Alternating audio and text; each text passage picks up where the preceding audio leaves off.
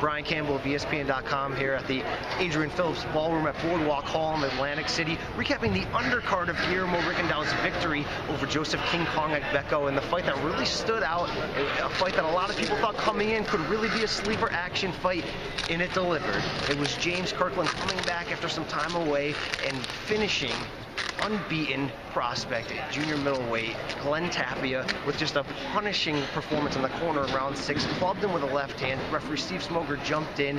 It was a back and forth action fight right off the start, giving us what we thought, but eventually what it turned into was a very one-sided fight with Kirkland, with trainer Ann Wolfe back in his corner. They have that special relationship between the two, but what she got him to do was come in with really unrivaled cardio. He took everything Tapia had in the first round, a round in which all 3 judges gave it to Glen Tapia, who really couldn't miss. Kirkland walked through it despite bleeding from under his eyes, despite getting cut, and he really put his will all over Tapia, used his experience, eventually broke Tapia, who never gave up. He had the home crowd behind him, just an outrageous pro-Tapia crowd here in New Jersey was all with him, but Kirkland just walked him down time again into the corner, used his volume, used his hard punching, especially with that left hand, and eventually just got the best of a young fighter.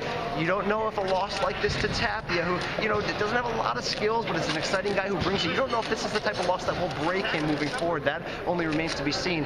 But if you're looking at James Kirkland, you're looking at a guy whose career's been all over the place. He's a name. We know he's an action fighter. This could be the performance that gets him into big fights again. He says he'll fight anybody. Well, how about Gennady Golovkin? I'm sure a lot of people would be looking forward to see that. But in the end, we may have not have seen a fight that took over the spot for Fight of the Year, but it came pretty darn close. Plenty of action from Atlantic City and a victory for James Kirkland.